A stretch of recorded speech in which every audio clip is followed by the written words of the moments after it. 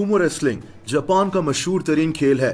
दो भारी भरकम पहलवान रिंग में एक दूसरे को गिराने और रिंग से निकालने की कोशिश करते हैं। लेकिन क्या आप जानते हैं कि सुमो रेसलर्स की जिंदगी कैसी होती है, ये कितना ज्यादा खाना खाते हैं और इनकी सेहत कैसी होती है, ये सब आप इस वीडियो में जानेंगे।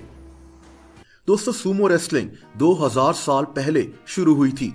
आज जापान में सुमो रेसलिंग के बकायदा स्कूल्स बने हुए हैं जहां बच्चे और बड़े इसकी ट्रेनिंग हासिल करते हैं। इन स्कूल्स में हॉस्टल्स भी बने हुए होते हैं जहां ये रेसलर्स इकट्ठे अपनी जिंदगी गुजारते हैं।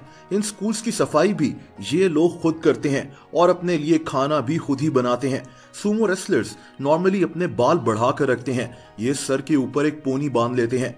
दोस्तों, सुमो रेसलर्स सुबह 5 बजे उठ जाते हैं। ये उस वक्त कुछ नहीं खाते बल्कि खाली पेट अगले 5 घंटे तक एक्सरसाइज ही करते रहते हैं। और दोस्तों, सुबह 11 बजे इनके खाने का टाइम शुरू होता है। एक सुमो रेसलर दिन में 7000 कैलोरीज तक का खाना खा जाता है। ये एक नॉर्मल इंसान से 3 गुना ज्यादा खाना है। ये लोग लंच में एक खास किस्म की डिश खाते हैं जिसको चेंको नाबे कहते हैं। ये डिश बहुत हेल्दी होती है। इसमें बॉइल्ड सब्जियां, बॉइल्ड चिकन या फिश और मीट बॉल्स यानी कोफ्ते शामिल होते हैं। ये एक सूप की तरह होता है।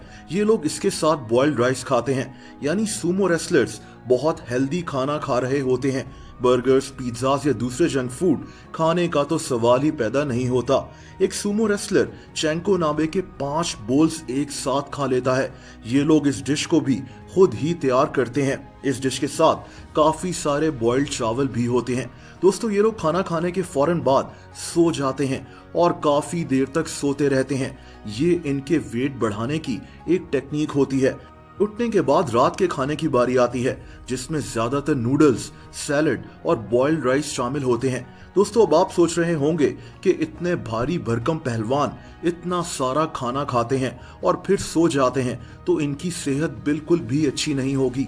लेकिन ऐसा नहीं है। यहाँ एक इंतहाई हैरत अंगेज बात है। दोस्तों, सुमो रेसलर्स का वेट वैसे तो बहुत ज्यादा होता है लेकिन ये लोग बहुत हेल्दी होते हैं। इनका कोलेस्ट्रॉल लेवल बिल्कुल नॉर्मल होता है। इनके ब्लड में फैट्स भी नॉर्मल होते हैं। इनको कोई बीमारी भी नहीं होती। लेकिन ऐसा कैसे हो सकता है? दरअसल जब नॉर्मल इंसान का वजन बहुत ज्यादा बढ़ जाता है तो इंसान के जिस्म में एक्स्ट्रा फैट्स इसके एब्डोमेन में स्टोर हो जाते हैं। ये फैट्स जिगर और दूसरे ऑर्गन्स के साथ चिपक जाते हैं और इससे इंसान का खून पॉल्यूट हो जाता है और तभी इंसान बीमार होना शुरू हो जाता है। इससे इंसान को हाई ब्लड प्रेशर, डायबिटीज और हार्ट अटैक भी हो सकता है। लेकिन सुमो रेसलर्स को ये सब मसले नहीं होते, हालांकि इनका वजन बहुत ज्यादा होता है। दोस्तों, इसकी वजह यह है कि सुमो रेसलर्स के जिस्म में फैट्स इनके एब्डोमेन में स्टोर नहीं होते बल्कि इनकी स्किन के नीचे स्टोर होते हैं और तभी ये बीमार नहीं पड़ते क्योंकि सुमो रेसलर्स बहुत ज्यादा एक्सरसाइज करते हैं। जैसा कि मैंने आपको बताया कि ये सुबह उठकर 5 घंटे तक वर्जिश ही करते रहते हैं तो इसकी वजह से इनके एब्डोमेन में फैट्स जमा नहीं होते। ज्यादा एक्सरसाइज करने से हमारे जिस्म में एक हार्मोन बनता है जिसे एडिपोनेक्टिन कहते हैं। ये हार्मोन फैट्स को खून से बाहर भेज देता है और इंसान की स्किन के नीचे जमा कर देता है। तभी सुमो रेसलर्स इतने वजन के साथ भी हेल्दी होते हैं। ये खाना भी बॉइल्ड ही खाते हैं। यानी ये भारी भरकम पहलवान एक आम जापानीज इंसान से ज्यादा सेहतमंद होते हैं। दोस्तों, लेकिन सुमो रेसलर्स को रिटायर होने के बाद अपना वजन कम करने की जरूरत होती है क्योंकि ये पहले की तरह एक्सरसाइज नहीं कर सकते। इसीलिए इनको ज्यादा खाना भी नहीं खाना चाहिए वरना इनकी सेहत इनकी रिटायरमेंट के बाद बहुत खराब हो सकती है। यही वजह है कि बहुत से सुमो रेसलर्स अपनी रिटायरमेंट के बाद बीमारी की तरफ चले जाते हैं। जरूर कर दें।